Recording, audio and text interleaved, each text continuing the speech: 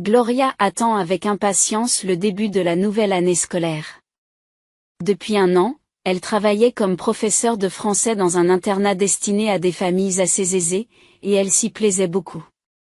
L'école était située dans une belle région éloignée de la ville, des pins parsemaient le paysage et une rivière coulait à proximité. Gloria a de la chance. Le petit chalet qu'elle partageait avec le professeur de géographie se trouvait juste à côté, et le soir, elle s'endormait au son de l'eau qui coulait. Elle avait une classe préférée, les élèves, qui avaient tous 12 ans cette année. Ils étaient joyeux et ambitieux, désireux d'apprendre, et soutenaient toutes les initiatives de leur mentor. Ils partaient en randonnée, organisaient des concerts, montaient des pièces de théâtre et participaient à l'organisation de foires et de festivals. Les enfants manquaient déjà à Gloria et elle avait hâte qu'ils rentrent chez eux. Heureusement, la préparation de la nouvelle année scolaire l'a occupée et le temps est passé inaperçu. La nuit précédant le premier jour d'école, Gloria a eu du mal à s'endormir. Elle est nerveuse. Même le bruit de la rivière ne parvient pas à la calmer. Elle était très anxieuse à l'idée de rencontrer les élèves, essayant d'imaginer comment ils avaient changé au cours de l'été. Le matin, elle se réveille bien avant la sonnerie du réveil. Consciente qu'elle n'arriverait plus à dormir, elle se leva et se dirigea vers la douche. Les jets d'eau chaude la réveillent enfin complètement. Gloria descendit à la cuisine, se prépara des toasts au fromage et du café. Elle retourna ensuite dans sa chambre, enfila un nouveau chemisier bleu avec un nœud fantaisie et une jupe stricte, épingla ses cheveux dans le dos, mit ses boucles d'oreilles argentées préférées et fit un signe de tête approbateur à son reflet. Elle était prête à rencontrer les élèves. Gloria quitta le cottage et se dirigea vers le bâtiment de l'école, respirant l'agréable odeur de pain et pensant à la leçon à venir. Hier, elle avait déjà vu certains des élèves. Ils étaient devenus plus grands et plus bronzés au cours de l'été. Aujourd'hui, elle leur demandera, ainsi qu'aux autres, de lui raconter leurs vacances en français. De plus, Gloria avait prévu d'introduire un nouveau sujet de grammaire pour se plonger dans l'étude sans perdre de temps. En entrant dans le bâtiment, elle monta au 2e étage où se trouvait la salle de classe de français, ouvrant la porte, resta un moment sur le seuil. C'était devenu sa petite tradition. Gloria avait fait la même chose l'année dernière, se souhaitant mentalement à elle-même et aux enfants une bonne année. Elle s'approcha ensuite de l'étagère et en sortit les manuels nécessaires. Il restait encore une demi-heure avant la leçon. Gloria s'assit, ouvrit un cahier propre et commença à écrire les noms des élèves. Elle fut surprise de voir un nouveau nom, celui de Caridad Fernandez. Elle se demande qui elle est. Enfin, il y eut du bruit dans le couloir et les premiers élèves commencèrent à entrer dans la salle de classe. Il sourit joyeusement à Gloria et la salue en français, ce qui la flatte. Lorsque tous les élèves ont pris place, Gloria se lève et les salue à nouveau, les félicitant pour le début de la nouvelle année scolaire. Elle s'apprête à commencer la leçon quand soudain la porte de la classe s'ouvre sans frapper et une jeune fille inconnue apparaît dans l'embrasure de la porte. Elle avait de longs cheveux roux attachés en queue de cheval à l'arrière de la tête et des yeux bruns très chauds.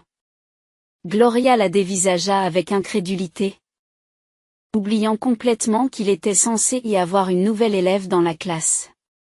La fille était vêtue d'un jean usé et troué aux genoux et d'un vieux t-shirt délavé. Les semelles de ses baskets étaient craquelées par l'usure et des fils dépassaient du sac en toile qu'elle tenait dans ses mains. « Vous avez l'air de vous tromper dans la classe », balbutia Gloria, qui se sentait déstabilisée. Mais la jeune fille secoua la tête en guise de réponse. « Non, mon emploi du temps indique que j'ai cours de français maintenant, dit-elle avec assurance, avant d'ajouter, « Je m'appelle Caridad Fernandez, je suis nouvelle ici. » « Oh, oui.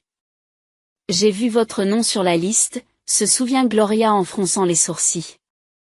Mais pourquoi ne portes-tu pas l'uniforme de l'école ? La jeune fille haussa les épaules. Je pensais que le premier jour, on pouvait porter n'importe quoi. Sur ces mots, elle fait le tour de la classe, qui s'est enfermée dans un silence étonné. Les élèves la regardent, bouche bée. « Où dois-je m'asseoir » demande Caridad. Gloria lui indique l'un des sièges vides près de la fenêtre et la jeune fille se dirige vers lui. « Elle vient des bidonvilles » chuchote quelqu'un parmi les élèves. Les autres rient. Gloria n'a pas apprécié cette remarque, mais elle a préféré ne rien dire. Elle ne voulait pas se laisser distraire davantage de la leçon. Elle continue à interroger les élèves un par un sur leur été, en leur demandant de parler en français, mais ce n'est pas facile pour tout le monde. Lorsque ce fut le tour de Caridad, elle se leva et raconta couramment en français comment elle avait visité Disneyland Paris pendant l'été et avait ensuite passé des vacances dans les îles. Gloria est impressionnée par les connaissances de Caridad, mais doute que la jeune fille dise la vérité. Les élèves chuchotent entre eux. « Ce n'est pas possible, » dit l'un d'eux. « Elle ment. » Bien sûr. Il suffit de regarder ses vêtements. Si sa famille avait de l'argent pour un voyage à Paris, elle ne porterait pas des vêtements minables. Gloria s'est mise en colère, tapant sur le bureau avec son stylo, a demandé aux élèves de se taire. « J'espère que vous n'avez pas oublié que vous êtes en classe, » dit-elle sévèrement. D'ailleurs, le règlement de notre école interdit ce genre de remarques irrespectueuses à l'égard de n'importe quel élève. Vous ne voudriez pas être renvoyé, n'est-ce pas? Les élèves se taisent. Être renvoyé à cause d'elle? Jamais, dit quelqu'un à voix basse depuis le dernier rang. C'était le dernier avertissement, dit Gloria en ressentant de l'agacement et de la frustration. Ce n'est pas ainsi qu'elle avait imaginé le premier cours de la nouvelle année scolaire. À la fin du cours, Gloria demande à Caridad de rester brièvement en arrière. Les autres élèves commencent à quitter la classe. Plusieurs d'entre eux se retournent en souriant à la nouvelle venue. Caridad leur répond par un regard froid et feignant l'indifférence. « Voulez-vous me parler de quelque chose, Señorita Lazaro » dit la jeune fille à l'enseignante. Gloria s'assit péniblement à son bureau. « Caridad, je voulais te demander de ne plus assister aux cours en tenue normale. »« Bien sûr, Señorita. Mon uniforme n'a pas séché à temps après le lavage. On m'a amené ici au dernier moment et... » Gloria acquiesce et fait tourner un crayon dans sa main. « Je peux y aller, Señorita Lazaro » demanda Caridad. Gloria acquiesça, mais lorsque la jeune fille s'approcha de la porte, elle l'arrêta. « Oh, et à propos de votre histoire. Vous avez un excellent français. » Caridad haussa les épaules comme si cela ne signifiait rien pour elle. « Mon oncle me parlait en français depuis mon enfance et me lisait des livres en français. » Dit-elle d'un ton ennuyé, avant d'ajouter d'un ton venimeux, « C'est juste un fanatique du français. » Gloria a haussé les sourcils de surprise. « Tu n'as pas l'air d'aimer beaucoup ton oncle, n'est-ce pas ?» demande-t-elle. « Pas depuis qu'il m'a amenée ici. » Avoue la jeune fille. Il y avait de l'amertume dans ses paroles et Gloria n'a pas cherché à en savoir plus. « Il faut que j'en apprenne plus sur cette fille » pensa-t-elle. Lorsque Caridad est partie, l'enseignante a rangé les manuels et s'est dirigée vers le bureau du directeur de l'école. Celui-ci se trouvait dans son bureau et la secrétaire l'informa de la visite de Señorita Lazaro. Le directeur était disponible et l'a invitée à entrer. Aujourd'hui, il y avait une nouvelle élève dans ma classe, Caridad Fernandez. Elle est arrivée avec des vêtements en lambeaux. Les autres enfants se sont moqués d'elle. Le directeur a jeté un coup d'œil vers le bas, faisant semblant de chercher un document important. Caridad est inscrite chez nous dans des circonstances particulières. Elle a obtenu une bourse d'études, dit-il rapidement. Mais vous devez la traiter comme n'importe quel autre élève dont les parents riches paient l'éducation. Sur ce, la conversation avec le directeur s'est terminée. Le lendemain, Caridad se présente avec son uniforme, qui est loin d'être neuf, comme s'il lui avait été transmis par une sœur aînée. La chemise, autrefois blanche, était devenue grise avec le temps et le gilet avait développé des pilules. La jupe était manifestement trop grande pour elle. Gloria regarde Caridad avec pitié lorsqu'elle passe devant elle. Les autres enfants la regardent de haut. Pourtant, Caridad ne semblait pas perturbée, ne prêtant attention à personne alors qu'elle s'asseyait et ouvrait ses livres de classe. Ça sent mauvais ici, murmure la fille assise devant Caridad, en se levant démonstrativement pour aller s'asseoir ailleurs. Gloria fronce les sourcils, mais ne dit rien. Elle n'arrivait pas à comprendre comment faire comprendre à ses enfants riches que les vêtements n'étaient pas tout. Elle-même issue d'une famille modeste, elle n'a jamais méprisé personne. Gloria décide de demander à Caridad de faire un exposé en français, pensant que cela pourrait l'aider à gagner le respect de ses camarades de classe. Peut-être que cela les aidera à commencer à l'apprécier en tant que personne, pensait l'enseignante. Mais les choses se sont passées différemment. Caridad a fait une brillante présentation dans un français impeccable, en regardant la classe avec audace. Cela n'a manifestement pas plu à tout le monde, mais le regard sévère de Gloria a empêché les élèves de faire des commentaires. Cependant, leurs pensées se lisaient sur leurs visages. Pour eux, Caridad est une frimeuse et une chouchoute du professeur. La situation s'aggrave de jour en jour. Gloria a commencé à avoir des problèmes de sommeil. Elle restait éveillée la nuit, fixant le plafond, réfléchissant à la manière d'aider Caridad à s'intégrer dans le groupe. Elle pensait que la chose la plus importante dans une classe était une atmosphère de respect mutuel et s'efforçait toujours de la maintenir. Mais avec l'arrivée de Caridad Fernandez, tout est devenu très difficile. La tension qui régnait dans la classe ne contribuait pas à un apprentissage efficace et productif. Un soir, Gloria a eu une idée. Elle a décidé d'aller en ville pour acheter de nouveaux vêtements à Caridad. Comme le lendemain était un dimanche, Gloria a commencé à mettre son plan à exécution tôt le matin. Elle se douche, prend son petit déjeuner et part faire les magasins. Elle réussit à trouver un magasin de vêtements pour adolescents, abordable mais décent, et acheta un simple jean, quelques t-shirts, un sweat à capuche et une jolie robe jaune. Elle se rendit ensuite dans un magasin de sacs et trouva un joli sac en toile pour remplacer celui de Caridad. Satisfaite d'elle-même, Gloria se rendit dans un café et savoura un cappuccino et un croissant. De la musique française douce était diffusée en arrière-plan et Gloria s'est mise à rêver de Paris. Elle n'a jamais eu l'occasion de s'y rendre, bien qu'elle ait voulu le faire lorsqu'elle était à l'université. Elle en avait même eu l'occasion, mais le destin en avait décidé autrement. Gloria soupira lourdement et repoussa ses souvenirs amers. Ses pensées revinrent à l'histoire de Caridad, qui avait visité Disneyland Paris. Gloria secoue la tête. Non, ce n'était pas vrai. Shirley Caridad voulait simplement impressionner ses nouveaux camarades de classe. Malheureusement, c'est tout le contraire qui s'est produit. Gloria se rendit soudain compte qu'elle pensait constamment à l'école et à ses élèves, et que même pendant ses jours de congé, elle n'arrivait pas à se sortir le travail de la tête.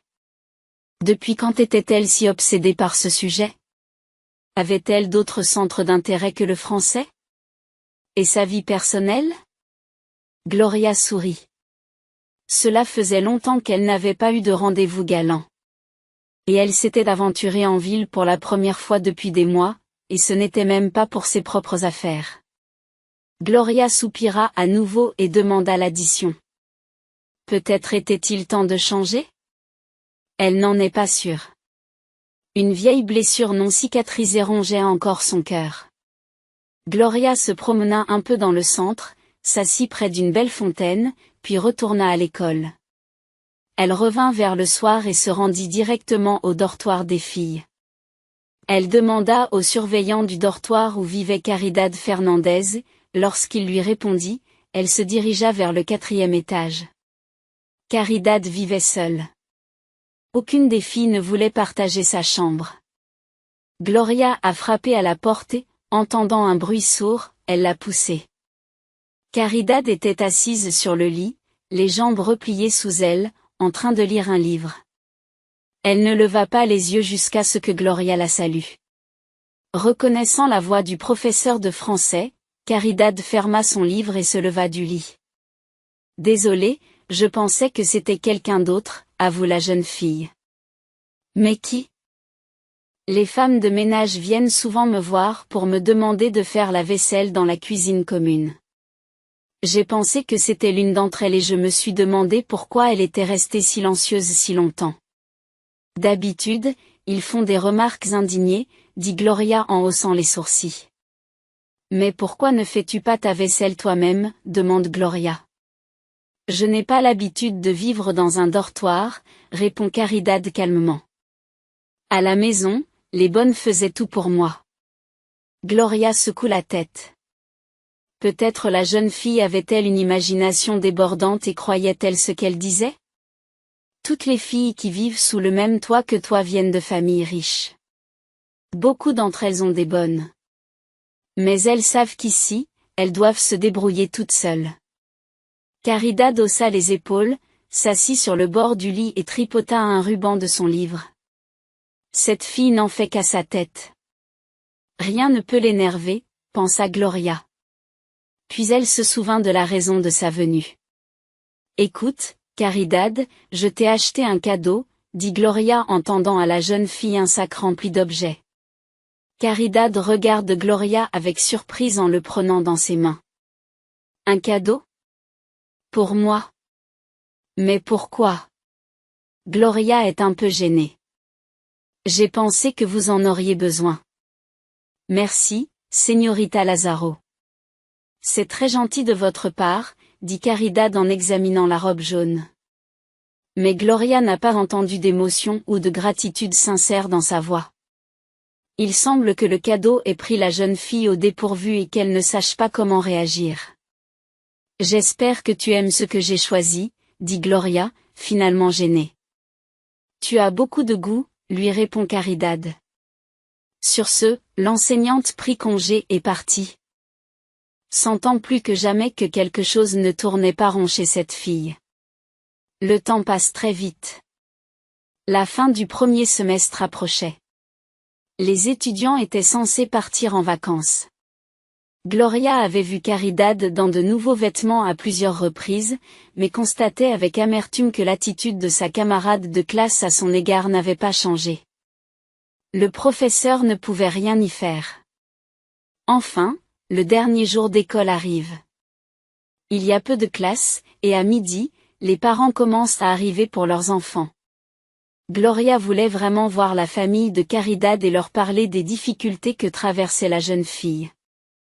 Gloria se rend au dortoir des filles et entre dans la chambre de Caridad pour la prévenir de ses intentions. Je n'ai pas de parents. Ils sont morts il y a 2 ans, dit calmement Caridad en rangeant ses affaires. Mon oncle viendra me chercher. Il est mon tuteur. Gloria est momentanément stupéfaite, mais elle se reprend rapidement et dit, je suis désolée. D'accord, alors je parlerai à ton oncle. Caridad haussa silencieusement les épaules. Elle referme une vieille valise modeste et descend avec Gloria. Attendons mon oncle sur le parking. Il devrait arriver d'une minute à l'autre, propose la jeune fille. Gloria acquiesce et elle se dirige vers les portes de l'école. Aujourd'hui, elles étaient ouvertes toute la journée. Les gardiens ne voyaient pas l'intérêt de les fermer alors que de nouveaux parents arrivaient toutes les 5 minutes. Enfin, une voiture de luxe franchit le portail. Gloria la regarde de tous ses yeux. Elle était si chère et si présentable. C'est l'oncle, dit Caridad d'un ton ennuyé, en se levant à contre-séure du banc. Gloria n'en croyait pas ses oreilles. L'oncle d'une pauvre étudiante conduisant une telle voiture? Elle se lève avec enthousiasme. Et si Caridad fantasmait encore? La voiture se gara et un jeune homme en sortit. Pendant un instant, Gloria eut l'impression de l'avoir déjà vu quelque part, mais elle écarta rapidement cette idée. Elle n'avait pas de connaissance aussi aisée. L'homme avait des cheveux noirs et bouclés, coiffés avec du gel dans une coupe à la mode. Il était vêtu très élégamment d'une chemise d'une belle teinte menthe, d'un jean bleu clair et de mocassins d'un blanc immaculé. Ses yeux sont cachés par des lunettes de soleil. Gloria fixa l'homme avec intensité, se demandant ce qui allait se passer ensuite. Caridad le regarde également, mais ses yeux montrent de l'indifférence et de la fermeté. L'homme, remarquant la fille, se dirigea directement vers elle. « Caridad, tu es prête à partir ?» demanda-t-il, avec un ton qui exprimait l'attention d'un parent. Sa voix semble douloureusement familière à Gloria. Le jeune homme tente d'enlacer la jeune fille, mais celle-ci repousse ses mains et se dirige démonstrativement vers la voiture. Elle n'a pas pris la valise. À mi-chemin, Caridad se retourne et salue Gloria. « Au revoir, Señorita Lazaro. » Gloria répondit par un signe de la main, remarquant du coin de l'œil que le jeune homme la fixait attentivement. « Lazaro ? Elle m'a manqué, demande-t-il en retirant ses lunettes. Gloria le regarde et, pendant quelques instants, oublie de respirer. Francisco. Gloria. Elle l'avait vu en rêve pendant des années. Et voilà qu'il se tenait devant elle dans la réalité. Et comme il avait changé ? Gloria rajusta maladroitement ses cheveux. Elle était plus que modeste face à lui dans sa stricte blouse d'institutrice. La couleur du café au lait et un pantalon noir classique. Elle baissa le regard, mais un instant plus tard, elle sentit que François l'enveloppait de ses bras. Combien d'années se sont écoulées depuis la dernière fois que nous nous sommes vus ? 8 ans et 3 mois, murmura Gloria à voix basse. Quelle précision ! Tu as compté ? Gloria rougit. Elle ne pouvait pas dire que pendant ces 8 années, elle avait essayé désespérément de l'oublier. Tu es parti juste après mon anniversaire. J'ai donc facilement compté dans ma tête, dit Francisco en riant. Alors, tu es devenue enseignante ? Gloria acquiesce. Gloria acquiesça. Langue française, ajouta-t-elle. Je n'en doutais pas, dit Francisco en souriant. Il lui passe affectueusement la main dans les cheveux. Puis il s'est empressé de retirer sa main. Désolé, je n'ai pas pu résister. Gloria ne dit rien. Elle sentait les larmes lui monter aux yeux. Soudain, elle s'apitoie sur elle-même, sur ses espoirs brisés, sur ses rêves enfouis sous les cendres du temps. Et je ne suis jamais allée en France, dit-elle. Francisco la regarde attentivement dans les yeux. Écoute, Gloria. Peut-être que cela ne vous dérangerait pas de nous rencontrer quelque part, de discuter. Murmura-t-il. Le cœur de la jeune fille battit plus vite. L'invitait-il à un rendez-vous ? Cela ne me dérange pas, répondit-elle. Francisco acquiesça et ils échangèrent leur numéro de téléphone. Puis il la serra à nouveau dans ses bras en guise d'adieu, mit la valise de Caridad dans le coffre, monta dans la voiture et s'en alla. Gloria a regardé la voiture pendant un long moment jusqu'à ce qu'elle disparaisse. Une fois rentrée chez elle, elle se laissa tomber sur son lit et enfouit son visage dans l'oreiller. Cette rencontre extraordinaire avait réveillé en elle des sentiments à demi oubliés et fait ressurgir des souvenirs. Lorsque la jeune fille s'est inscrite au département des langues étrangères, elle ne savait pas encore quelle spécialisation choisir. Les étudiants avaient un mois pour réfléchir et, à la fin du mois, de grandes feuilles de papier à dessin avec les noms des langues étaient affichées pour que chacun puisse écrire son nom de famille dans la liste appropriée. Gloria est restée longtemps devant les tableaux, toujours indécise. Elle aime l'italien, le français et même le chinois. Que doit-elle choisir ? C'est alors qu'un grand jeune homme aux cheveux bouclés s'approcha des tableaux. Il sentait agréablement l'eau de Cologne. Gloria le regarda avec intérêt. Il portait un t-shirt avec une image de la tour Eiffel et un simple jean bleu. Prenant un marqueur, il a écrit en gras son nom de famille sur la feuille, sous la rubrique langue française. Il sourit ensuite à Gloria, qui rougit, et disparaît aussi soudainement qu'il était apparu. Après cet épisode fugace mais passionnant, la jeune fille n'a plus aucun doute sur le fait qu'elle apprendra elle aussi le français. Le matin de son premier cours de français, Gloria se sent étrangement nerveuse. Elle n'arrive pas à se décider sur ce qu'elle va porter, une robe ou un jean et un sweatshirt. Après avoir opté pour une robe, elle ajoute un gilet couleur coco et, en jetant un coup d'œil à l'horloge, se rend compte qu'elle est en retard. Le cours avait déjà commencé lorsque Gloria, essoufflée, apparut à la porte de la salle de classe. « Entrez, señorita », dit sévèrement le professeur. « Mais je vous demanderai de ne plus être en retard. » Gloria s'excusa et passa en revue l'auditoire. Toutes les places sont occupées, sauf une. Elle s'y dirigea en toute hâte, s'assit et réalisa alors que le garçon avec la tour Eiffel sur son t-shirt était devenu son voisin. « J'avais peur que tu ne choisisses une autre langue, lui chuchota-t-il. Gloria fut surprise. Il pensait à elle. Ne sachant pas quoi dire, elle prononça son nom au hasard. Enchantée, Gloria. Je m'appelle Francisco, a répondu le garçon avec un sourire charmeur. Le cœur de la jeune fille a fondu.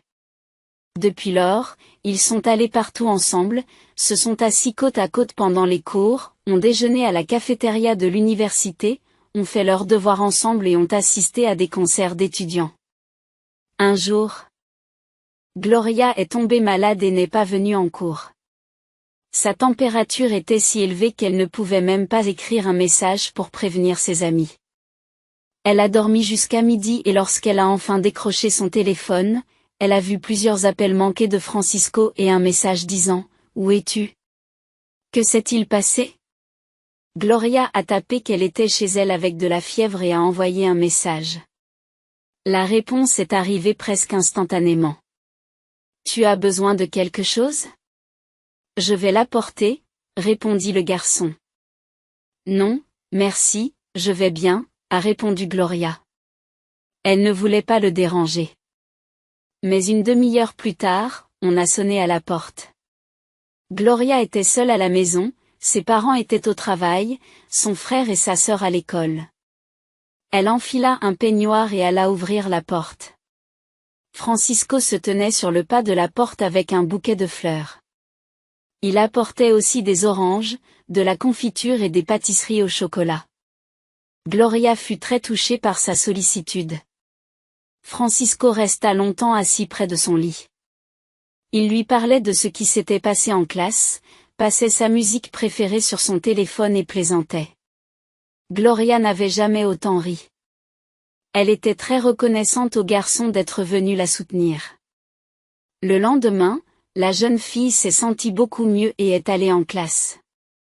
Francisco semblait quelque peu excité et lui répondit qu'il lui raconterait tout plus tard. Gloria était intriguée. Après les cours, ils se rendirent à leur café préféré, tout près de chez eux. Ils s'assirent à une table près de l'aquarium et commandèrent des pommes de terre frites et du cacao. Francisco regarda Gloria avec des yeux avides et sortit une brochure lumineuse de son sac à dos. Gloria remarqua une image familière de la tour Eiffel sur la couverture. « Qu'est-ce que c'est ?» demanda la jeune fille avec intérêt. « Notre billet pour l'avenir ?» répondit mystérieusement Francisco en tendant la brochure à Gloria. Elle jeta un coup d'œil à la couverture. « Un échange régulier au cœur de la France, dit-elle. »« Qu'en penses-tu ?» demanda-t-il. « Veux-tu étudier en France ?» demanda Gloria d'une voix faible, en regardant Francisco dans les yeux. « Bien sûr que oui, » répondit-il, et ses yeux brillaient de joie. « Mais pas tout seul. Avec toi, Gloria. » La jeune fille sentit son cœur se réchauffer doucement. « Ce sera une aventure magique, n'est-ce pas ?» dit rêveusement Francisco.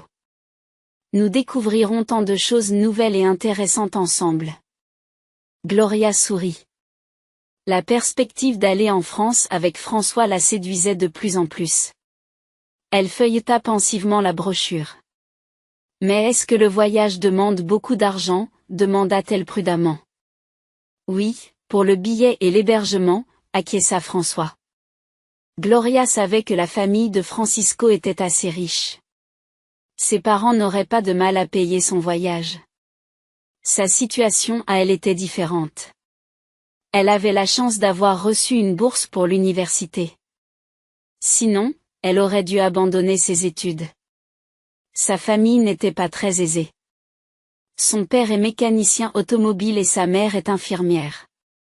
De plus, contrairement à Francisco, Gloria n'était pas la seule enfant de la famille. Elle avait une sœur et un frère plus jeunes. Je demanderai à mes parents ce soir s'ils ont les moyens de payer mon voyage, promet Gloria. Ils doivent le faire, s'exclame Francisco avec ferveur. Une telle opportunité ne se présente qu'une fois dans une vie. Seuls les étudiants de première et deuxième année peuvent participer au programme. Gloria acquiesce et change rapidement de sujet. Elle ne voulait pas faire de projet prématuré. Pendant le dîner, elle a parlé à ses parents de la proposition de Francisco. Ils ont échangé des regards perplexes et son père, se raclant la gorge, a dit « Gloria, ma chérie. Nous comprenons à quel point tu veux partir. Mais la somme nécessaire pour ton billet et ton séjour à l'étranger est au-dessus de nos moyens. Nous dépensons beaucoup pour les vêtements de Pedro. C'est un garçon et il déchire son pantalon presque tous les jours. Et Luisa va bientôt passer son bac et entrer à l'université. » Gloria ne lève pas le regard de son assiette. « Pardonne-nous, chérie, » dit sa mère en lui caressant doucement la main.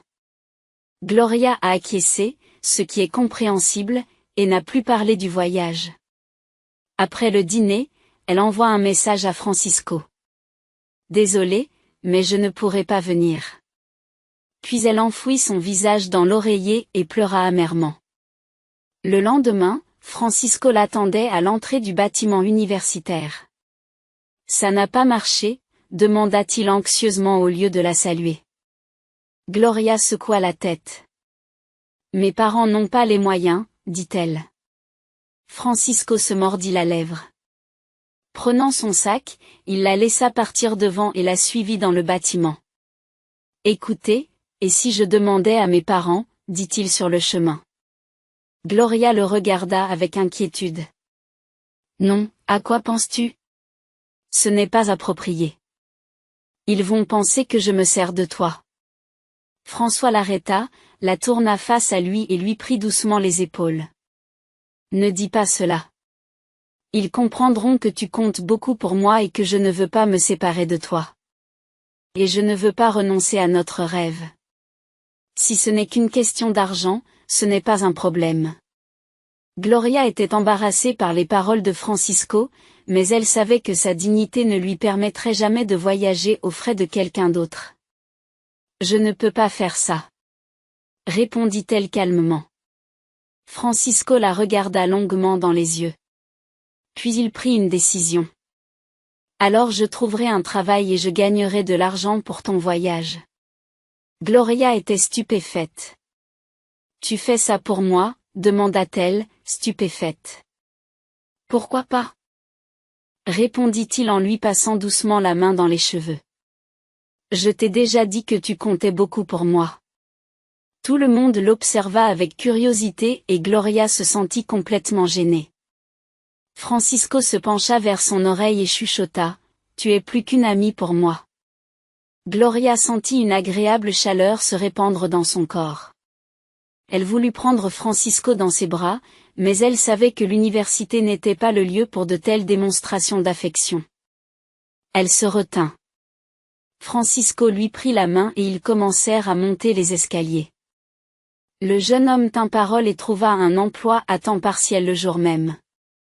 Gloria se sentait mal à l'aise de causer tant d'ennuis à Francisco, mais lorsqu'elle lui en parla, il se contenta de l'ignorer.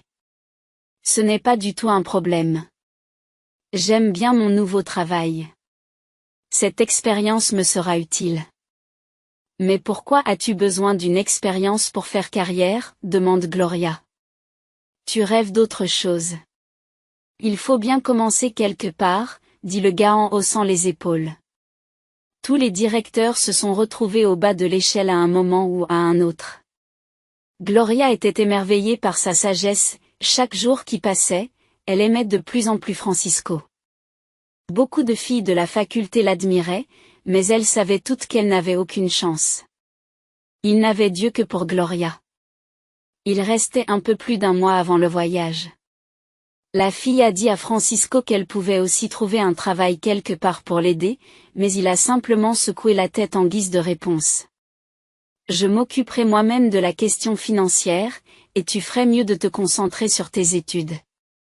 Plus ton français sera bon, plus tu t'adapteras rapidement à ton nouveau pays. Le temps passa très vite et 2 semaines avant le départ, Francisco et Gloria achetèrent des billets pour Paris. La jeune fille n'en croit pas ses yeux. Tout se passerait-il vraiment bien? Leur rêve allait-il devenir réalité? Si tu veux vraiment quelque chose, agis, tout est entre tes mains. Lui dit Francisco, et Gloria le regarde avec reconnaissance. Sans lui, elle n'aurait aucune chance. Elle n'aurait même pas eu l'idée d'essayer. Depuis son enfance, Gloria était habituée à se contenter de très peu. Imagine, nous allons fêter ton anniversaire et le lendemain soir, nous nous promènerons dans Paris. Gloria acquiesce en souriant. Tout se passait merveilleusement bien, aujourd'hui encore, la jeune fille avait l'impression de vivre un rêve. Mais une semaine avant son anniversaire, un événement se produit. Luisa, la sœur de Gloria, est rentrée de l'école avec une forte fièvre. Le soir, ils ont dû appeler un médecin. Le médecin a examiné la fillette avec inquiétude et a dit qu'elle devait être hospitalisée d'urgence. La mère de Luisa l'a accompagnée. Gloria voulait les accompagner, mais sa mère lui a rappelé qu'elle avait des cours tôt le matin le lendemain. Gloria a dû rester à la maison, mais elle n'arrivait pas à dormir. Elle était tellement inquiète pour sa petite sœur. Le lendemain, les nouvelles sont sombres. La fièvre est restée élevée et les médecins ont ordonné un examen approfondi de la fillette. Gloria n'arrivait pas à rester assise, mais elle se rendit tout de même à ses conférences. Francisco s'est immédiatement rendu compte que quelque chose n'allait pas chez la jeune fille. Presque en larmes, Gloria lui a tout raconté, et l'homme l'a serré très fort dans ses bras. Tout ce que nous pouvons faire, c'est espérer le meilleur, a-t-il murmuré. Mais l'état de Luisa s'aggrave. Les médecins craignent que la maladie ne soit plus grave qu'il n'y paraît. Il y a un risque que Luisa soit handicapée à vie, soupire tristement le médecin en s'adressant à la famille de la jeune fille. La mère de Gloria et la fillette elle-même n'ont pas pu retenir leurs larmes. Seul leur père s'est retenu du mieux qu'il a pu. Elle aura besoin de soins attentifs et de tout votre amour, a ajouté le médecin. Il ne restait que 3 jours avant le voyage et 2 avant l'anniversaire de Gloria. Mais la jeune fille ne pouvait penser à rien d'autre, toutes ses pensées tournaient autour de sa sœur. Francisco soutenait sa bien-aimée de toutes ses forces sans poser de questions. Il comprenait l'état dans lequel se trouvait Gloria. Après les examens, ils ont ramené Luisa à la maison. Elle avait besoin de repos et de soins. Quelqu'un devait toujours être à son chevet. La mère de Gloria a assumé ce rôle. Elle a quitté son travail et a passé toute la journée assise à côté de Luisa, lui tenant la main. Gloria l'aidait autant qu'elle le pouvait. La jeune fille a entendu sa mère dire à son père, « Nous ne pourrons pas embaucher une aide-soignante », un jour qu'elle sortait de la chambre de Luisa pour lui apporter de l'eau. « Je ne sais pas comment nous ferons après le départ de Gloria », soupire la jeune fille. Personne dans sa famille ne pensait qu'elle devrait renoncer au voyage pour le bien de sa sœur. Mais Gloria elle-même pensait différemment. Elle ne pouvait pas être aussi égoïste. Son cœur a souffert lorsqu'elle a pris la seule bonne décision à ses yeux. Un jour avant son anniversaire, la jeune fille appela Francisco et lui dit qu'elle n'irait pas à Paris. Le jeune homme écouta en silence la triste nouvelle. Il n'essaya pas de convaincre la jeune fille, sachant que cela ne servirait à rien. Gloria a longtemps hésité, mais une fois sa décision prise, elle est devenue définitive et irrévocable. Mais pouvons-nous au moins fêter ton anniversaire ensemble? Lui demande-t-il. Je suis désolé, mais je ne peux pas quitter la maison. Ma sœur et ma mère ont besoin de moi, a répondu Gloria, presque en larmes, et elle a raccroché en silence. Cependant, le lendemain matin, quelqu'un a sonné à leur porte. Maman était à l'étage avec Luisa. Son frère était à l'école et son père au travail. Gloria ouvrit la porte. Francisco se tenait sur le seuil, tenant un énorme bouquet de roses cramoisies. « Joyeux anniversaire, mon amour !» Le garçon chuchota et embrassa la jeune fille sur la joue. Elle faillit pleurer de bonheur. « Je n'ai pas apporté que des fleurs, avoua Francisco. Nous allons fêter ton anniversaire ici même, dans ta cuisine. » Et sans attendre la permission, il se dirigea vers la cuisine et commença à déballer les sacs. Il y avait beaucoup de choses. Des sandwichs au saumon, des olives, des pâtisseries au chocolat, 4 sortes de fromages et d'autres délices dont l'arôme faisait tourner la tête de Gloria avec douceur. « Tu fais tellement d'efforts pour moi, Francisco. » dit la jeune fille avec reconnaissance. « Ce n'est pas nécessaire. C'est juste un anniversaire. » Pas seulement un anniversaire. Le garçon n'est pas d'accord. C'est ton anniversaire et tu mérites ce qu'il y a de mieux. Ce que j'ai apporté n'est rien. J'aimerais pouvoir te donner beaucoup plus. Il la regardait tristement dans les yeux. Je rêvais de te faire découvrir le monde. Sur ces mots, François baissa la tête et soupira lourdement. Je n'arrive pas à croire que demain, je vais m'envoler pour Paris tout seul. Gloria le serra doucement dans ses bras et lui caressa les cheveux. Ce n'est pas pour toujours. Luisa se remettra. J'y crois, tu me reviendras et nous nous envolerons ensemble vers un autre endroit. Francisco a levé les yeux au ciel. J'espère que c'est promis. Gloria hocha la tête avec détermination. Oui, je le promets. Répondit-elle. Ils passèrent un moment merveilleux à parler et à rire. Puis maman est descendue dans la cuisine en disant que Luisa s'était endormie et elle est restée un moment avec elle. Gloria voulait prendre la place de sa mère au chevet de sa sœur, mais elle a gentiment refusé. Aujourd'hui, c'est votre journée. Vous feriez mieux d'aller vous promener dans le parc. Francisco a immédiatement saisi l'idée. Je vais prendre le bateau et te raccompagner, Gloria. S'exclama-t-il avant que la jeune fille n'ait pu comprendre quoi que ce soit. Le garçon la tirait déjà vers la porte. Maman, je reviens bientôt. Dit-elle. Ce fut une promenade merveilleuse, dont Gloria ne put se souvenir sans douleur. Francisco était si proche. Il ne lâchait jamais sa main, la prenait dans ses bras et l'embrassait. Au moment de se dire au revoir, tous deux ne purent retenir leurs larmes. Je ne peux pas partir, dit soudain Francisco, mais Gloria lui couvrit la bouche avec sa main. Tu dois partir pour nous deux. Et n'oublie pas que ce n'est qu'un semestre et qu'ensuite je reviendrai, termina Francisco. Tu m'attendras, n'est-ce pas? Gloria acquiesce. Je t'écrirai tous les jours, promit Francisco. Il serra Gloria très fort dans ses bras avant de se séparer. Le lendemain, il s'envola. Il écrivait vraiment à Gloria tous les jours et le week-end, ils se parlaient longuement par appel vidéo.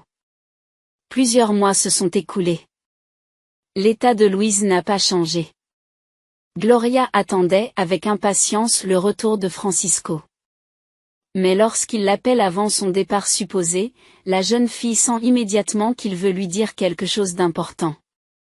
J'ai annulé le billet, avoue Gloria Francisco. Le cœur de la jeune fille se serra dans sa poitrine. Pourquoi l'a-t-elle demandé? C'est parce qu'on m'a proposé un travail ici, a répondu le jeune homme. C'est une jeune entreprise très prometteuse. Vous vous rendez compte? Ils m'ont remarqué et m'ont proposé un poste. Pas le plus élevé, comme vous le comprenez, mais ils sont prêts à payer mon logement. Vous restez donc à Paris? Francisco acquiesça, mais vous viendrez me voir, demanda-t-il. Gloria avait envie de dire oui. Mais elle savait que c'était impossible. Louise était encore très malade. Francisco comprenait tout sans mots. Ils continuèrent à communiquer pendant un certain temps, mais peu à peu leur communication s'estompa. La vie avait fini par séparer les deux amoureux. Le téléphone de Gloria émet un bip. Elle soupira, ouvrit les yeux, se détachant de l'oreiller, regarda l'écran. Il y avait un message de Francisco.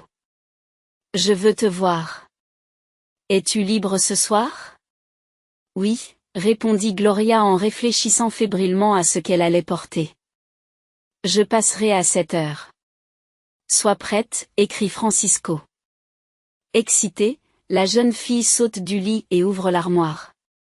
Ses yeux tombent sur une robe de soie cramoisie, qu'elle n'a portée qu'une seule fois, lors du bal de fin d'année de l'année dernière.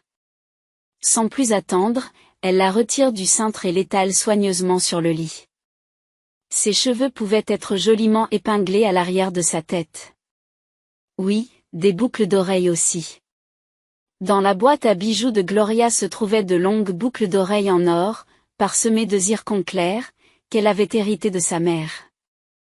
Elle les avait portées lors de son mariage avec son père. La jeune fille essaya les boucles d'oreilles et fut satisfaite. Elle avait hâte d'être au soir. À cette heure précise, elle s'approcha du parking et vit la voiture de Francisco émerger au coin de la rue.